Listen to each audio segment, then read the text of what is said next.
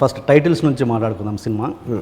Cinema titles మీరు ఒక్కొక్క రామారావు గారి జీవితంలో జరిగిన సంఘటనలో ఒక్కొక్క ఫోటో వేసుకుంటూ ప్రతి టైటిల్స్ వేశారు.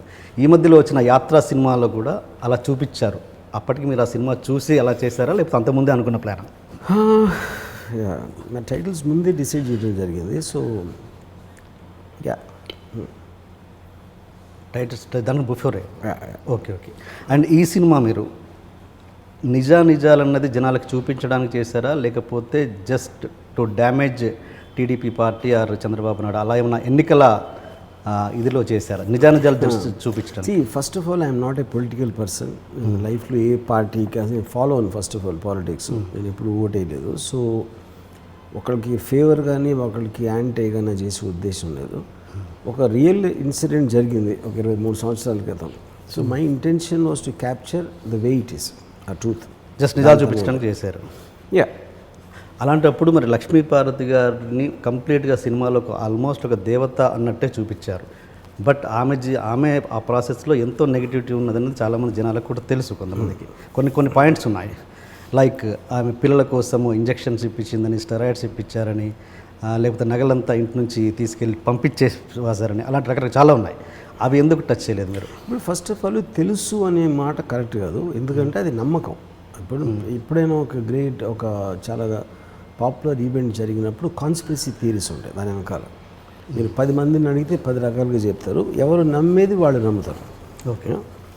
సో పాయింట్ ఈజ్ తెలుసు అనేది ఫ్యాక్ట్ అవుతుంది. అలాంటి పుకార్లు ఉన్నాయని చెప్తే అది కరెక్ట్. సో ఇప్పుడు నిజం అనేది వీడియో ఎవిడెన్స్ లేకుండా ఏది కూడా ఎవ్వరూ నిజం అని క్లెయిమ్ చేయలేరు. వీడియో ఎవిడెన్స్ ఉంటేనే అది ఒక్కటే ప్రూఫ్ అవుతుంది జరిగింది అనేది. మిగతా అంతా హియర్సే అవుతుంది. ఎవరో మీకు చెప్పుంటారు, లేకపోతే ఎక్కడో రాసి ఉండొచ్చు, లేకపోతే ఎక్కడో ఎవరో మీరు విని ఉండొచ్చు ఎవరి ద్వారానో. ఇలాంటివి అవుతాయి నిజాలన్నీ కూడా. సో ఒక పద్ధతి ప్రకారం రీసెర్చ్ చేసినప్పుడు ఒక రకరకాల ఇన్ఫర్మేషన్ సేకరించి ఫైనల్గా నేను నమ్మిన నిజం అనేది నేను తీశాను సినిమాలో. ఎందుకంటే అబ్సల్యూట్ ట్రూత్ అనే దానికి మీనింగ్ లేదు. ఓకే. సో అప్పుడు రేపు పొద్దున్న ఎవరైనా కౌంటర్ చేస్తే ఇలా జరగలేదు ఇంకోలా జరిగిందని, they welcome to tell that. కావాలంటే వాళ్ళు వేరే సినిమా తీసుకోవచ్చు. ఓకే. సో అంటే మీరు ఏదైతే చూపించారో అది పక్కా మీ దగ్గర ప్రూఫ్ ఉంది? ప్రూఫ్ కాదు, నేను నమ్మింది. ప్రూఫ్ అనేది ఉండటానికి వీల్లేదండి, ఎందుకంటే రికార్డెడ్ లేదు. అది నేను చెప్పేది. వీడియో ఎవిడెన్స్ నేను కూడా ఎవరైనా నేను లేనప్పుడు ఆ రోజు మీరు లేరు, సినిమా చూసే వాళ్ళు ఎవ్వరూ లేరు, ఉన్న వాళ్ళు కూడా నిజం చెప్తారని నమ్మకం లేదు. అలాంటప్పుడు నిజం అనే దానికి మీనింగ్ ఏంటి? అంటే మీరు ఆ స్టోరీలో మొత్తం కన్ఫర్మ్గా నమ్మింది లక్ష్మీపార్వతి గారి దాంట్లో ఎక్కడా నెగిటివ్ పాయింట్ లేదని? లేదు. ఓకే. అండ్ రామారావు గారి విషయానికి వస్తే తను వేరే అంటే ఆయన క్యారెక్టర్ ఆడియన్స్ పాయింట్ ఆఫ్ వ్యూలో, ఒక స్టోరీ పాయింట్ ఆఫ్ వ్యూలో వేరే మగాడి భార్యని పెళ్లి చేసుకుంటానని ఓపెన్గా అడిగాడు. అవును. ఒక విధంగా అది ఎన్టీఆర్ క్యారెక్టర్కే డ్యామేజ్ తప్ప చంద్రబాబు నాయుడు గారికి కొంచెం తక్కువే అవుద్దన్నది నా ఫీలింగ్ ఒక హీరో పరంగా. అది ఎంతవరకు మీరు? ఇప్పుడు ఒక పాయింట్, ఎన్నోసార్లు మనం నిజ జీవితంలో ఎఫ్ఐఆర్స్, 2 పెళ్ళిళ్ళు చేసుకోవడం ఇలాంటివన్నీ జరుగుతూ ఉంటే సర్వసాధారణం. చాలా పెద్ద పొలిటికల్ లీడర్స్, కరుణానిధి గారు అవ్వచ్చు, లేకపోతే అవ్వచ్చు, చాలామందికి అవుతుంది. అది సర్వసాధారణం. ఎఫ్ఐఆర్లు, రిలేషన్షిప్స్లు, డబుల్ మ్యారేజెస్ అనేవి. దాంట్లో ఎన్టీఆర్ గారు ఒక పెళ్ళైన ఆవిడని పెళ్లి చేసుకుంటాం అనేది నిజం. అది ఎలా జరిగింది అనేది నా పాయింట్. కానీ అక్కడ బ్యాడా గుడ్ అనేది కాదు. బ్యాడా గుడ్ అనేది నేను జడ్జిని కాదు, అక్కడ జడ్జిమెంట్. నిజంగా జరిగింది, అది జరిగింది, నేను చూపించాను. ఆ ప్రాసెస్ ఎలా జరిగింది, ఎందుకు లక్ష్మీపార్వతి ఏం చెప్తుంది, నాకు మీకన్నా ఆయన సుఖమే నాకు ముఖ్యం అని చెప్తుంది. అది అమ్మాయి తీసుకున్న డెసిషన్. అది ఆ డెసిషన్ కరెక్టా కాదని మీకు జడ్జిమెంట్ ఫ్యాక్టర్. మనం రియల్ లైఫ్లో ఎంతోమందికి మనకి అంగీకరించాం, లేకపోతే అంగీకరిస్తాం. అలాగే అది మీ ఇష్టం అంగీకరించాం, కానీ జరిగింది మాత్రం అది పాయింట్ అక్కడ. మామూలుగా సినిమా అంటే మారల్ ఆస్పెక్ట్ అనేది అది చేయాల్సిందా లేదా అనేది డిఫరెంట్, చేశారా లేదా అనేది డిఫరెంట్. అక్కడ జరిగింది నేను చూపించింది. ఓకే. అంటే సినిమా అన్నది కొంచెం డ్రామటైజ్ చేయడం కదా, మీరు కూడా కొన్ని సీన్స్ చేశారు. బట్ దాంట్లో ఆ క్యారెక్టర్ని వీలైనంత డ్యామేజ్ కాకుండా మన సీన్స్ అలాంటి నిజం చూపించలేని ఉద్దేశం లేనప్పుడు సినిమా తీయడం అనేది అనవసరం. ఇంకోటి ఇదేంటిది రికార్డెడ్ ట్రూత్. ఇదేమీ ఎవ్వరికీ తెలియకుండా సీక్రెట్గా ఉన్నది కాదు. రామారావు గారు పెళ్ళైన లక్ష్మీపార్వతిని చేసుకున్నారని రికార్డెడ్ పబ్లిక్ డొమైన్లో ఉన్న నిజం. అది నేను క్రియేట్ చేసింది కదా అది. ఓకే. ఓకే. అక్కడ జరిగిన సంఘటన ప్రకారం మీరు చంద్రబాబు నాయుడు గారిని సపోర్ట్ చేస్తారా, ఏదైతే వెన్నుపోటు అంటారో ఆయనను సపోర్ట్ చేస్తారా, మీరు లక్ష్మీపార్వతి గారిని సపోర్ట్ చేస్తారా? వెన్నుపోటు అంటే వెన్నుపోటు విషయం మీరు అనుకున్నట్టు ఆయన దగ్గర అవుతున్నారు, ఎక్కడ పిల్లలు పుడితే అధికారం మన చేతిలోకి రాదు, లేకపోతే ఈవిడ సీఎం అవుతే మనకు అధికారం రాదు అన్న పాయింట్ ఆఫ్ వ్యూలో కుటుంబ సభ్యులు దూరం అవ్వడం అన్నది మీరు అదే సపోర్ట్. ఇప్పుడు ఫస్ట్ ఆఫ్ ఆల్ ఎక్కడైనా సపోర్ట్ చేయాలన్నప్పుడు నాకు వాళ్ళందరూ కూడా ఎన్టీ రామారావు భిక్ష మీద వచ్చిన వాళ్ళు. ఎన్టీ రామారావు మొలానే ఫ్యామిలీ ఉంది, ఎన్టీ రామారావు గారు మొలానే పార్టీ ఉంది, ఎన్టీ రామారావు గారు మొలానే ఆ టైంలో సిబిఎన్ కానీ అందరూ ఉన్నారు. ఓకే, ఇప్పుడు వెన్నుపోటు అంటే అర్థం ఏంటి? ముందు నుంచి మీకు ఇష్టం లేనప్పుడు డైరెక్ట్గా కన్ఫ్రంట్ చేసి ఇది మాకు నచ్చట్లేదు, మీరు చేయకపోతే మేము పార్టీలోకి వెళ్ళిపోతాం, వేరే పార్టీ పెట్టుకుంటాం, లేకపోతే ఇంకేదో చేసుకుంటాం అనేది మీకు డైరెక్ట్ ఆనెస్ట్ కన్ఫ్రంటేషన్. అది పక్కనే ఉన్నట్టు నటిస్తే ఆయనకి తెలియకుండా ఆయన గద్దె దించడం అనేది వెన్నుపోటు. ఇది డిక్షనరీ మీనింగ్ ఆఫ్ వెన్నుపోటు. అది యూట్యూబ్ బ్రూటస్ అనేది ఎక్కడి నుంచి వచ్చింది? మీ పక్కన మిమ్మల్ని నమ్మించి చేసినప్పుడే దాన్ని వెన్నుపోటు అంటారు. సో అక్కడ చేసింది ఎందుకు వాళ్ళ దృష్టిలో వేరే ఉండొచ్చు, ఎన్టీ రామారావు గారి దృష్టిలో వేరే అవ్వచ్చు, అసలు యాక్చువల్ ఫ్యాక్ట్ వేరే ఉండొచ్చు. కానీ మీ యాక్షన్ ఎలా అయితే దానికి ఇంప్లిమెంట్ చేశారో that is what is called వెన్నుపోటు. ఓకే, అంటే నేను అనేది ఏంటంటే వాళ్ళ కుటుంబ సభ్యులు ఎవరైనా అక్కడ మీరున్నా నేనున్నా ఎవరున్నా కూడా చంద్రబాబు నాయుడు గారు వాళ్ళ ఫ్యామిలీ సభ్యులు అదే చేసేవాళ్ళేమో అన్నది నా అభిప్రాయం. ఏంటంటే ఎందుకంటే ఎవరికో వెళ్తుంది అధికారం అన్నది వాళ్ళ కుటుంబ సభ్యులంతా కలిసి. ఇప్పుడు ఎవరు చేసేవారా చేసి ఉండేవారంటే అప్పుడు 25 సంవత్సరాల నుంచి అన్నిసార్లు వెన్నుపోటుని ఎందుకన్నారు? ఆ రోజు ఎన్టీ రామారావు గారు పక్కన ఉన్న అభిమానులు అవ్వచ్చు, లేకపోతే ఇప్పుడు ఎప్పుడైనా మీకు 2 వర్గాలు కుటుంబంలో 2 సెక్షన్స్ మధ్యన కలహాలు వచ్చినప్పుడు కొంతమంది ఇటు సపోర్ట్ చేస్తారు, కొంతమంది అటు సపోర్ట్ చేస్తారు.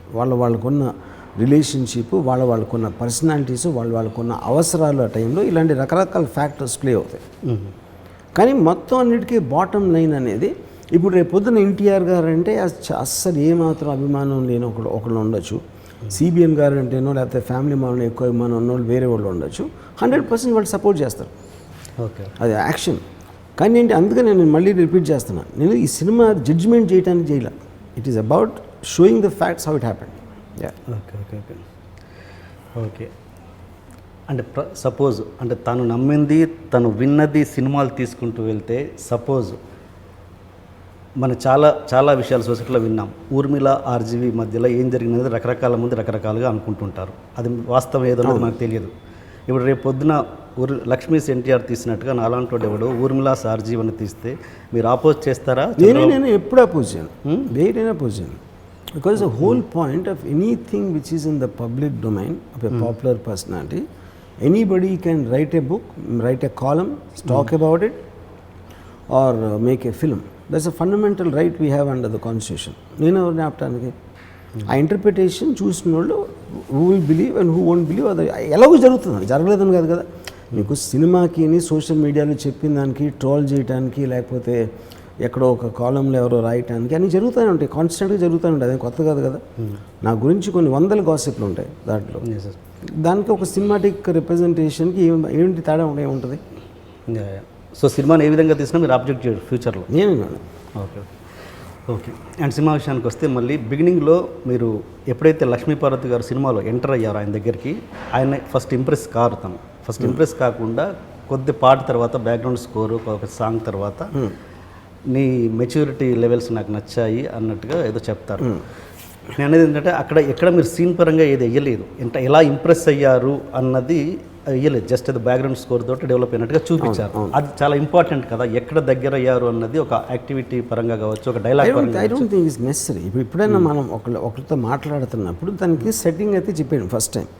తన ఉద్దేశంలో ఆయన ఎందుకు ఓడిపోయారు అనేది ఒక పార్టు, తను ఏ విధంగా ఎందుకు ఇంప్రెస్ అయ్యారు, ఎందుకు తన గురించి వచ్చి కలవటానికి వచ్చారు, ఏ కారణంగా బుక్ రాయటానికి అనేది ఒకటి వచ్చింది.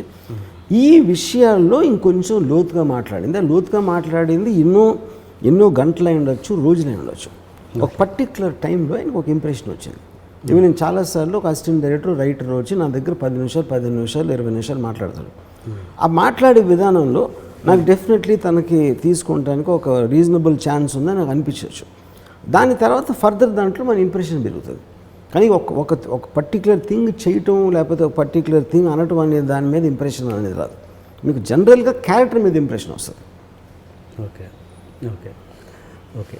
అండ్ మీరు బాగా రెగ్యులర్గా చెప్తుంటారంటే అండ్ ఫాలో అవ్వమని చెప్తుంటారా మీ టీంకి అండ్ బయట వాళ్ళకి మస్ట్ 20 అని ఒక ఫార్ములా ఉంది, అది ఫాలో అవ్వండి ఖచ్చితంగా. ఎస్, అదేదో టెక్నికల్ ప్రాసెస్, అది కంటిన్యూస్గా మారుతూ ఉంటుంది.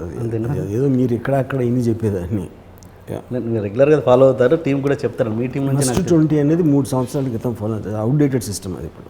ఓకే, ఇప్పుడు వేరేది ఫాలో అవుతుంది. ఓకే. అండ్ సినిమాలో చివరిలో క్లైమాక్స్లో తను చనిపోయే ముందు, ఎన్టీఆర్ గారు చనిపోయే ముందు జస్ట్ అటు పడుకున్న తర్వాత అటు కిందికి వస్తారు, మెట్ల కిందికి వచ్చేసి ఒక ఆల్మోస్ట్ 1 to 2 minutes షార్ట్ ముందు కూర్చున్నారు కదా. అంటే ఆ షార్ట్ వల్ల ఏం కన్వే చేయాలనుకుంటున్నారు ఆడియన్స్కి? నాకు అర్థం కాదు. I think it is just I wanted to give that gap. Okay, అంటే అయిపోయాను, పడుకున్నారు. ఇంకోటి నేను ఒక సూపర్ పెట్టాను, ఆయన జీవితంలో ఆఖరి రోజు అని. ఓకే, తో ఒక ఆయన ఈ అవి జరిగిన అవమానానికి జరిగిన దానికి అలా ఆవిడతో మాట్లాడాలని నిద్రపోయారు. ఈ కిందకు వచ్చారు, కిందకు వచ్చి మళ్ళీ చూడటానికి వెళ్ళినప్పుడు ఆయన పోయి ఉంటారు. I wanted that gap of silence. ఆ సైలెన్స్లోంచి సడన్గా ఒక అంటే దాని నుంచి ఆయన డెత్ అనే దానికి ఒక అడ్రినలిన్ రష్ రావడానికి I needed that space. Okay, okay. And ఈ సినిమాని మీరు అండ్ మంజు ఇద్దరు కలిసి చేశారని టైటిల్స్లో కూడా పడింది. మీరెంత పార్ట్ షూట్ చేశారు, తను ఎంత పార్ట్? ఇప్పుడు సినిమా అనేది ఎవరు షూట్ చేశారు, ఎవరు రాశారు, ఎవరు ఎడిట్ చేశారు అనేది అది చాలా ఓల్డ్ స్కూల్ థింకింగ్. అది బేసిక్గా అంటే మా ఇద్దరు పేర్లు ఉండొచ్చు, ఎడిటర్స్ ఉంటారు, అంటే అందరూ కూడా కలిసి అన్ని పనులు చేస్తూ ఉంటారు. ఒక్కొక్కసారి 3 పీపుల్ వేరే వేరే థింగ్స్ షూట్ చేస్తూ ఉంటారు. ఫైనల్గా ఏంటి, ఎవరి డెసిషన్ తోటి దాని అంత ముందు వచ్చింది అనేది పాయింట్. సో దాంట్లో నేను మంజు చేసిన డిస్కషన్స్లో ప్రైమరీలీ మొత్తం అంటే సాంగ్ ఎలా ఉండాలా, ఇది ఎలా ఉండాలా, లేకపోతే కాస్టింగు, లుక్, లేకపోతే యాక్టింగ్ వర్క్షాప్ చేయించిన వాళ్ళు వేరే వాళ్ళు ఉన్నారు. ఇలాగ ఫిల్మ్ మేకింగ్ అనేది ఒక ట్రెమెండస్ టీమ్ ఎఫర్ట్. బట్ ఫైనల్గా కొంతమంది ఇది కరెక్ట్, ఇది ఫైనల్ అనేది ఒక డెసిషన్ తీసుకుంటారు. అతని పేరు డైరెక్టర్. ఈ పర్టిక్యులర్ దాంట్లో మంజు కాంట్రిబ్యూట్ చేసినవి చాలా ఉన్నాయి, నేను చేసినవి చాలా ఉన్నాయి. అందుకని మా ఇద్దరు పేర్లు వేసుకోవడం జరిగింది. Okay, okay.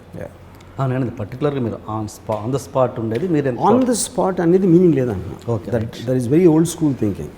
Yes yes. Okay. And cinema ఆంధ్రాలో ఎప్పుడు రిలీజ్ అవబోతుంది ఐడియా? అది ఇంకా కోర్టులో ఉంది కాబట్టి ఐ కాంట్ సే దట్. ఒకవేళ రిలీజ్ చేయలేని పరిస్థితులు ఉంటే అమెజాన్లో రిలీజ్ చేసే ఉద్దేశం ఉందా? ఎన్నికల అమెజాన్ ఎలాగో రిలీజ్ అవుతుంది, అది ఎన్నికల ముందు అయ్యే ఛాన్స్ ఉందా? After elections. అంటే మీరు అన్ని క్యారెక్టర్స్ చాలా ఆల్మోస్ట్ చూసుకుంటే రామారావు గారిది కావచ్చు, లక్ష్మీపార్వతి గారు కావచ్చు, ఇంకా మిగతా అన్ని క్యారెక్టర్స్ పర్ఫెక్ట్ పోలికలతో చూస్ చేసుకున్నారు ఆర్టిస్ట్లని. అండ్ బట్ ఒక్క క్యారెక్టర్ బాలకృష్ణ క్యారెక్టర్ మాత్రం ఆ పోలికలకి దగ్గరగా లేదు అసలు. అంటే ఎందుకు అంటే ఓన్లీ కేవలం ఆయన వాయిస్ విని ఇతను బాలకృష్ణ అని గుర్తుపట్టడం తప్ప అది ఆ పోలికలు ఎక్కడ సెట్ అవ్వలేదు. ఎందుకు అలా జరిగింది? అది మనకున్న అవైలబిలిటీలో we try to choose the best options possible. ఇంకోటి ఆ పర్టిక్యులర్ టైంలో ఆ ఏజ్లో ఉన్నప్పుడు బాలకృష్ణ గారి వాజ్ లైక్ వెరీ తండ్రి చాటు బిడ్డ ఆ కైండ్ ఆఫ్ ఎ పర్సనాలిటీతో ఉండేవారు కాబట్టి. And it is Balakrishna some 25 years back or something like that. So that was what is taken into consideration. And బిగినింగ్లో మీరు ఒక వాయిస్ ఓవర్ ఇచ్చారు. ఆ వాయిస్ ఓవర్లో మీరు తెలుగుదేశం అని చాలా స్పష్టంగా పలికారు. తెలుగుదేశం అని ఉంటుంది ఆ వాయిస్ ఓవర్లో. బట్ సినిమాలో మాత్రం అది మన దేశం అని pronounce. Slightly censor issues. Censor issues. ఇక్కడ వాయిస్ ఓవర్కి ఇచ్చారు కదా పర్మిషన్, దానికి నేను అబ్జర్వ్ చేయలేదు అది. ఓకే. మీకు చావు మీద ఒక అభిప్రాయం ఉంది. అంటే మీరు గతంలో నా ఇంటర్వ్యూలో కూడా చెప్పారు ఏంటంటే మనిషి చనిపోయాక ప్రజల అభిప్రాయం ఎలా ఉంటే ఏంటి, అసలు మనిషే లేనప్పుడు సమాజం ఏమనుకుంటే ఏంటి అన్నది మీరు చాలా స్పష్టంగా చెప్పారు.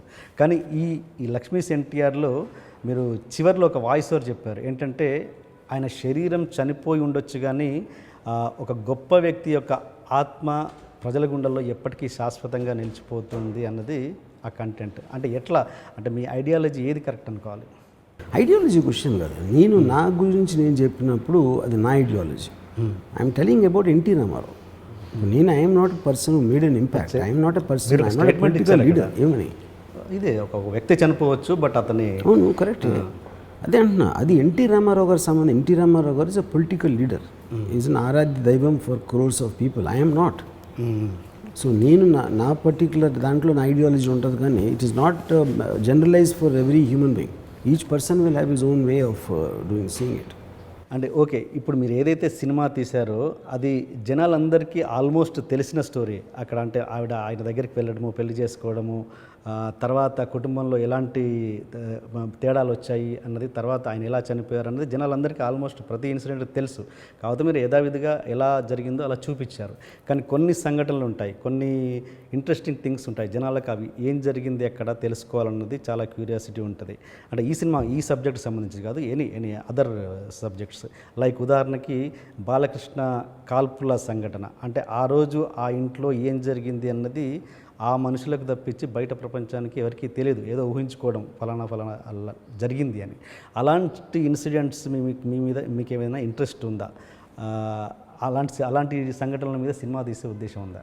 Might be some time in the future. అంటే ఇప్పుడు ఏదైనా ఒక పర్టికులర్ టైంలో ఐడియా వచ్చి ఎక్సైట్మెంట్, ఒక ఇంట్రెస్ట్ వచ్చినప్పుడు చేస్తాం. ఫర్ ఎగ్జాంపుల్ ఎందుకంటే ఇప్పుడు లక్ష్మీస్ ఎన్టీఆర్ అనేది కూడా 25 years బ్యాక్ జరిగింది. సడన్గా ఇవాళ ఎందుకు తీసామంటే అప్పుడు ఆ టైంలో వచ్చింది ఐడియా, అంతగానే లేదు.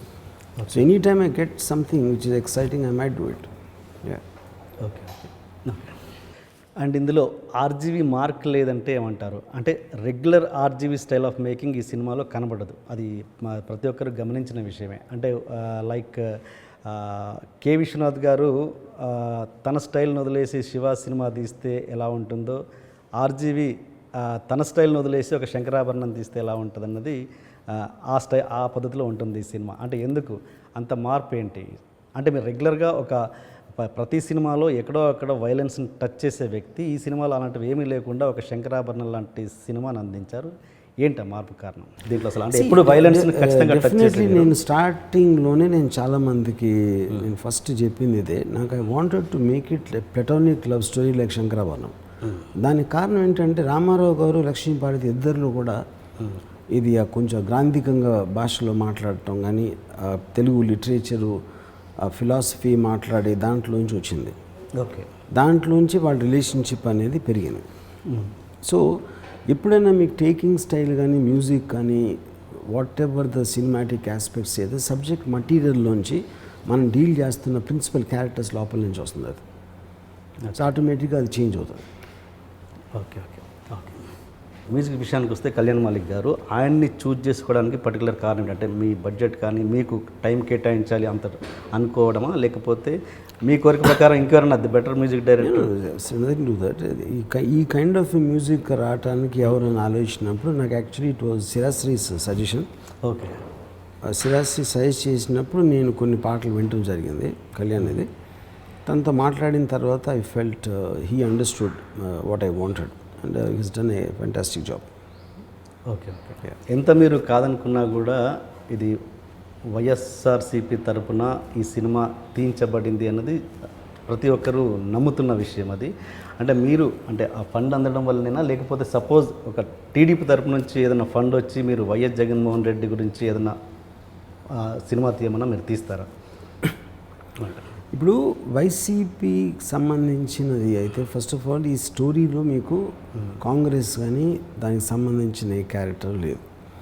ఏ సినిమా మీరు తీసినా ఒక కాంట్రవర్షియల్ ఆస్పెక్ట్లో ఎవరో ఒకళ్ళకి అఫెండ్ అవుతారు, ఎవరో ఒకళ్ళు ఎఫెక్ట్ అవుతారు, ఎవరో ఒకళ్ళకి ఫర్గా ఉన్న ఫీలింగ్ ఉంటుంది. ఇంటర్నల్గానే మీకు దీంట్లోనే ఉండొచ్చు, ఇది ఫ్యామిలీ మెంబర్స్లోనే. ఇప్పుడు ఎందుకంటే ఆ టైంలో ఉన్న రిలేషన్షిప్స్ ఇప్పుడు లేవు, వేరే వేరే వాళ్ళు వేరే వేరే పార్టీలో ఉన్నారు, వాళ్ళకి మధ్యలో కూడా భేదాలు వచ్చినాయి, ఇట్లాంటి రకరకాలు జరిగినాయి. So my intention as a film maker is one. ఇంకోటి ఇప్పుడు వైసీపీకి సంబంధించిన ఒక ప్రొడ్యూసర్ ఉన్నాడండి, వైసీపీ ఉన్న మళ్ళా అసలు క్రెడిబిలిటీ పోతుంది సినిమాకి అనుకున్నప్పుడు వైసీపీ పేరుతో ఒక మనిషి ఎందుకు వస్తాడు? First YSRCP party can't be that stupid. అప్పుడు వాళ్ళేదో నాకు డైరెక్ట్గా ఇచ్చి ఎవరో కనెక్షన్ లేని అతన్ని ఎవరన్నా ఫ్రంట్గా పెట్టడానికి ట్రై చేస్తారు.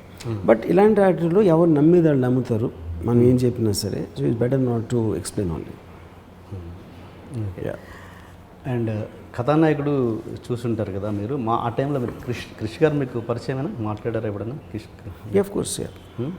ఎప్పుడైనా ఈ సినిమా విషయంలో తను ఎప్పుడైనా మిమ్మల్ని కాంటాక్ట్ చేయడం కానీ మాట్లాడడం కానీ? నేను తనతో అసలు యాక్చువల్గా ట్రైలర్ రిలీజ్ అయిన ఒక 5-6 రోజులు కలిసాను తను ఎక్కడో, ఒక one of the trailers release అయినప్పుడు. We spoke both about Lakshmi's NTR and Kathanayakudu. Okay, అంటే ఎలాంటి డిస్కషన్ జరిగేది ఇందులో? యాజ్ ఎ డైరెక్టర్ సినిమా విషయం, తన personal వ్యూ కదా పాయింట్, తన వ్యూ పాయింట్ ఆఫ్ కథానాయకుడు, నా వ్యూ పాయింట్, ఏదో జస్ట్ ఫిల్మ్ మేకర్స్ టాకింగ్ అంతే. ఓకే. మరి 21వ తారీఖున మీరు మొన్న 21వ తారీఖున సినిమా పోస్ట్ పోయిన్ అయినప్పుడు సెన్సార్ వల్ల ఎగ్జాక్ట్గా మీ మైండ్ స్టేటస్ ఏంటి?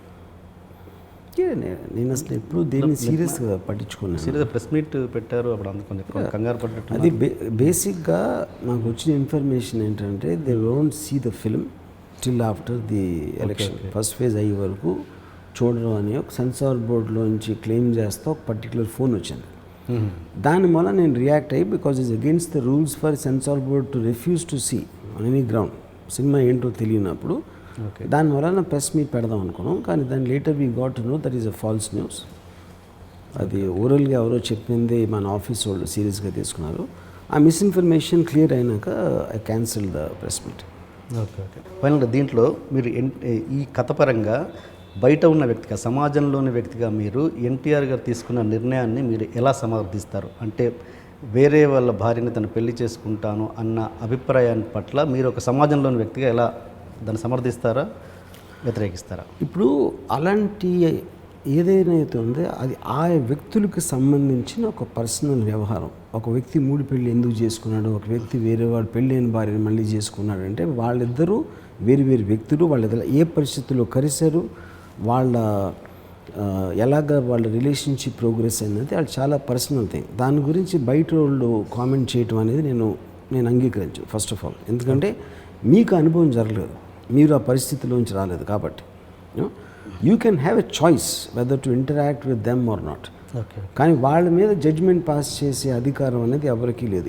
ఉట్టి రామారావు గారు అని కాదు, ఎవరి పర్సనల్ వ్యవహారమైనా అనేది నా బిలీఫ్ అది. ఓకే.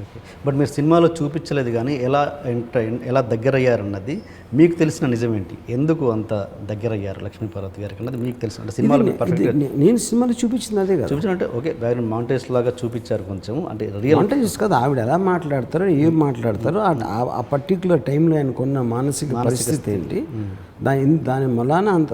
ఇప్పుడు చాలాసార్లు ప్రతి ఒక్కరికి ఇది ఒకటి వస్తుంది. మనకు బాగా దగ్గర ఉన్న వాళ్ళు పర్టికులర్ టైంలో దూరం అయినప్పుడు ఎవరో కొత్త వాళ్ళు వచ్చి మనకు దగ్గర అవుతారు. అది ప్రతి మనిషి జీవితంలో జరుగుతుంది. ఆయనకు ఉన్నంత పెద్ద ఉన్నతమైన స్టేజ్లో ఇంకా ఎక్కువ జరుగుతుంది. ఓకే. ఇప్పుడు నేను ఒక చిన్న డైరెక్టర్ని, నాకే సినిమాకి కొంతమంది మారుతూ ఉంటారు. ఒక 5 ఏళ్ళు పని చేసిన వాళ్ళు సడన్గా ఉండరు, మళ్ళీ కొత్త వాళ్ళు వస్తూ ఉంటారు. అప్పుడు మీ రిలేషన్షిప్ కూడా ఆ పర్టికులర్ వరకు టైం వరకు జర్నీ చేసిన తర్వాత ఒక కొత్తది చూసినప్పుడు మీరు అట్రాక్ట్ అవుతారు వాళ్ళకి. అది ప్రతి దాంట్లో జరుగుతుంది అది. ఓకే. ఓకే. అండ్ మీరు ఈ లిరిక్ రైటర్ విశ్వాన్ని కూడా మీరు చెక్ చేశారంట కదా, మేకప్ ఇది సమ్ ఎన్టీఆర్ చాలా ఒక 5-6 గురించి చెక్ చేసాం. ఎందుకంటే విశ్వ కూడా ఎన్టీఆర్ని ఇమిటేట్ చేయగలుగుతాను. అఫ్ కోర్స్ తన ఏజ్ ఈజ్ వెరీ యంగ్ ఒకటి. ఓకే. రెండోది నేను constantly I was taking my makeup man's advice. Makeup person Vikram Gaikwad అని, ఈ వాజ్ అంతకుముందు కిల్లింగ్ వీరప్పని చేశాడు. సో ఎవరిని చూస్ చేసినా కూడా ఒక మేకప్ వేస్తే ఎలా అంటే ఆ ఫేస్ మౌల్డింగ్ కానీ సైజ్ ఆఫ్ ద ఫేస్ కొన్ని పారామీటర్స్ ఉంటాయి. మంచి యాక్టర్ అయి ఉండాలి, అలాంటి మేకప్కి సూట్ అయ్యే కైండ్ ఆఫ్ ఫేస్ ఉండాలి. అన్నీ కరెక్ట్గా వస్తేనే we could take somebody. And ఫైనల్గా ఏంటి, మళ్ళీ ఒక మంచి సక్సెస్ ఆడియన్స్కి చూపించారు. తర్వాత నెక్స్ట్ ఆర్జీవి ఫ్లో ఎలా ఉండబోతుంది? My job is to make films. చాలా ఐడియాస్ ఉన్నాయి, లెట్స్ సీ. అంటే ఏది ఫస్ట్ తీస్తానని తెలియదు, but any given point out time నాకు 5-6 ఐడియాస్ ఉంటాయి. ఓకే. హిందీ సినిమాలు మళ్ళీ సినిమాలో ఉన్న వెబ్ సిరీస్ చేస్తున్నాను అమెజాన్ ప్రైమ్కి. ఓకే. అండ్ సినిమాకి సంబంధించి అయితే మొత్తం అయిపోయినాయి. ఇంకా మీరు ఏమైనా చెప్పదలుచుకున్నారా సినిమా గురించి ఆడియన్స్కి? సినిమా గురించి ఇంకేముంది, అండ్ మీరు పర్సనల్ విషయానికి వస్తే నా ఇంట్లో చాలాసార్లు అసలు మీరు బయట మాట్లాడిన దానికి ఇంటర్లో మాట్లాడడానికి చాలామంది అంటుంటారు, కొంచెం అటు ఇటు చేసి చెప్తారు అని. సపోజ్ మీరు ఎగ్జాంపుల్ ఒక నోట్, అది ఇప్పటివరకు నేను నోట్ చూడలేదు అని నా ఇంట్లో చెప్పారు. కానీ మీరు అసిస్టెంట్ డైరెక్టర్స్కి మీరు కనబడ్డ వాళ్ళకి మీకు నచ్చినంత అమౌంట్ ఇచ్చేస్తారంట. మీ జేబులో ఎంత అమౌంట్ ఉంటే అంత అమౌంట్ మీ టీమే నాకు చెప్పింది. అది ఎందుకు అలా చెప్తారు మీరు? It's not true. అది అంటే ఇప్పుడు ఎప్పుడైనా ఒక్కొక్కసారి ఏదైనా క్యాష్ ఇవ్వాల్సి వస్తే ఉంటే ఇస్తాను, but that's very very rare. Just జనరల్గా మోస్ట్ ఆఫ్ ద టైం నా ఆఫీస్లో వాళ్ళు ఖర్చు పెడతారు అవసరాల కోసం. నేను ఎప్పుడు అసలు షాపులకి వెళ్ళడం అని నేను చేయను అసలు. క్యాష్ డైరెక్ట్గా ఇచ్చేస్తారంట ఎంత ఉంటే అంత. చాలా మా ఆఫీస్లో మీ వేగులు ఉన్నారా ఏంటి గూఢచారులు? అంతటా ఉన్నారులేండి. ఓకే, సో చెప్పండి సినిమా గురించి చెప్పండి. ఆడియన్స్కి ఏదైనా సినిమా చెప్పాలంటే చెప్పండి. ఐ థింక్ నా బిలీఫ్ ఏంటంటే